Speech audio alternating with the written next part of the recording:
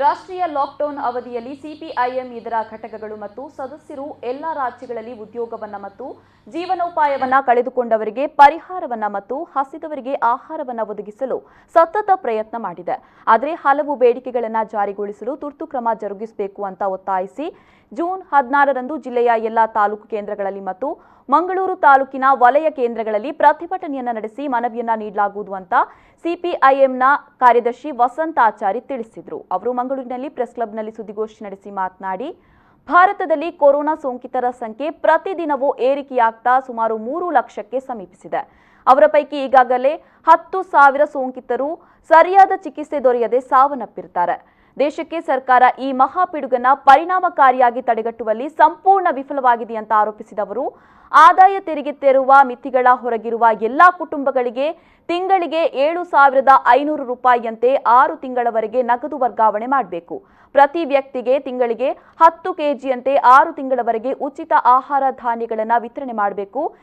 ಮುಂತಾದ ಬೇಡಿಕೆಗಳನ್ನು ಮುಂದಿಟ್ಟು ಜೂನ್ 16ರಂದು ಪ್ರತಿಭಟನೆ ನಡೆಸಲಿದ್ದೇವೆ ಅಂತ ಹೇಳಿದರು.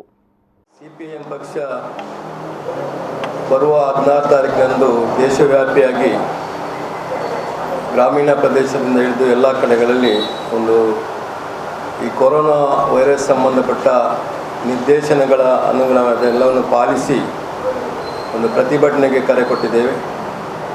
ಈ ಒಂದು ಪ್ರತಿಭಟನೆಯನ್ನು ನಾವು ಜಿಲ್ಲೆಯಲ್ಲಿ ಕೂಡ ಮಾಡಲಿಕ್ಕೆ ತೀರ್ಮಾನ ಮಾಡಿದ್ದೇವೆ.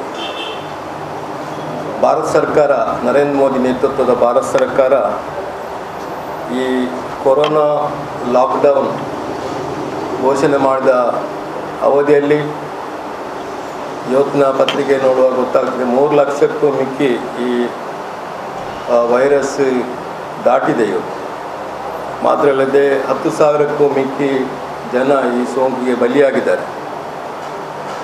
ಮಾತ್ರವಲ್ಲದೆ ನಮ್ಮ ರಾಜ್ಯ ಮತ್ತು ದೇಶದ ಬೇರೆ ಬೇರೆ ರಾಜ್ಯಗಳಲ್ಲಿ ವಲಸೆ ಕಾರ್ಮಿಕರು ಈ ಯಾವುದೇ ಪೂರ್ವ ತಯಾರಿ ಮಾಡದೆ, ಸಾಕಷ್ಟು ವ್ಯವಸ್ಥೆಯನ್ನು ಮಾಡದೆ, ಆಹಾರ ಧಾನ್ಯ ಹಾಗೂ ಔಷಧಿ ಇತ್ಯಾದಿ ವ್ಯವಸ್ಥೆಯನ್ನು ಮಾಡದೆ ದಿಢೀರನೆ ನೋಟು ಮಾನ್ಯತೆ ರದ್ದು ಮಾಡಿದಂಥ ಸಂದರ್ಭದಲ್ಲಿ ಯಾವ ರೀತಿ ಮಾಡಿದರು ಅದೇ ರೀತಿಯ ಒಂದು ಲಾಕ್ಡೌನ್ ಘೋಷಣೆ ಮಾಡೋದ್ರಿಂದಾಗಿ ಇವತ್ತು ವಲಸೆ ಕಾರ್ಮಿಕರು ಸಾಕಷ್ಟು ತೊಂದರೆಗೊಳಗಾಗಿದ್ದಾರೆ. ಹೋಗಲಿಕ್ಕೆ ವಾಹನವಿಲ್ಲದೆ ಸಾವಿರಾರು ಕಿಲೋಮೀಟರ್ ನಡೆದು, ಕುಟುಂಬ ಸಮೇತ ನಡೆದು, ಆಹಾರ ಇಲ್ಲದೆ, ಕುಡಿಯುವ ನೀರಿಲ್ಲದೆ ಅಥವಾ ಚಿಕಿತ್ಸೆಗಾಗಿ ಔಷಧಿ ಇಲ್ಲದೆ ಮರಣ ಅಪ್ಪಿದ್ದನ್ನು ನಾವು ನೋಡಿದ್ದೇವೆ. ಆ ಬಿಸಿಲಿಗೆ ನಡೆದು ದಣಿದಂಥ ಈ ವಲಸೆ ಕಾರ್ಮಿಕರು ರೈಲ್ವೆ ಟ್ರ್ಯಾಕಲ್ಲಿ ಮಲಗಿದಂಥ ಸಂದರ್ಭದಲ್ಲಿ ಸರಕು ಸಾಗಿಸುವಂಥ ರೈಲು ಮೇಲಕ್ಕೆ ಹೋಗಿ 100 ಮಂದಿ ಮರಣ ಕೂಡ ಅಪ್ಪಿದ್ದಾರೆ. ಅಂದರೆ ಇದಕ್ಕೆಲ್ಲ ಕಾರಣ ಕೇಂದ್ರ ಸರ್ಕಾರದ ಒಂದು ಪೂರ್ವ ತಯಾರಿ ಇಲ್ಲದೆ ಈ ರೀತಿ ಲಾಕ್ಡೌನ್ ಘೋಷಣೆ ಮಾಡಿರುವುದಾಗಿರ್ತದೆ. ಅದೇ ರೀತಿ ನಮ್ಮ ದೇಶದ ಹಾಗೂ ರಾಜ್ಯದ ರೈತರು ಅವರ ಭೂಮಿಯಲ್ಲಿ ಬೆಳೆದಂಥ ಫಸಲು ಏನಿದೆ ಅದನ್ನು ಮಾರಾಟ ಮಾಡಲಿಕ್ಕೆ ಸಾಧ್ಯತೆ ಆಗದೆ ಅದು ಕೊಳೆದು ಹೋಗುವಂಥ ಸ್ಥಿತಿ ನಿರ್ಮಾಣ ಆಯಿತು. ಮಾತ್ರ ಅಲ್ಲದೆ ಕೂಲಿಗಾರರು ಕೂಡ ಒಬ್ಬತ್ತಿನ ಗಂಜಿ ಕೂಡ ವ್ಯವಸ್ಥೆ ಇಲ್ಲದಂಥ ಸ್ಥಿತಿ ನಿರ್ಮಾಣ ಆಗಿತ್ತು. ಅದಕ್ಕೂ ಕೂಡ ಈ ರೀತಿಯ ಒಂದು ಪೂರ್ವ ತಯಾರಿ ಇಲ್ಲದೆ ಲಾಕ್ಡೌನ್ ಘೋಷಣೆ ಮಾಡಿದ್ದು ಕಾರಣ ಆಗಿದೆ. ಅಂದರೆ ಇದರಲ್ಲಿ ಕೇಂದ್ರ ಸರ್ಕಾರ ಸಂಪೂರ್ಣವಾಗಿ ವಿಫಲ ಆಗಿದೆ ಅಂತ ನಮಗೆ ಕಾಣ್ತಾ ಇದೆ. ಸುದ್ದಿಗೋಷ್ಠಿಯಲ್ಲಿ ಸಿಪಿಐಎಂ ರಾಜ್ಯ ಕಾರ್ಯದರ್ಶಿ ಮಂಡಳಿ ಸದಸ್ಯರು ಜೆ ಬಾಲಕೃಷ್ಣ, ಜಿಲ್ಲಾ ಕಾರ್ಯದರ್ಶಿ ಸುನೀಲ್ ಕುಮಾರ್ ಬಜಾಲ್ ಉಪಸ್ಥಿತರಿದ್ದರು.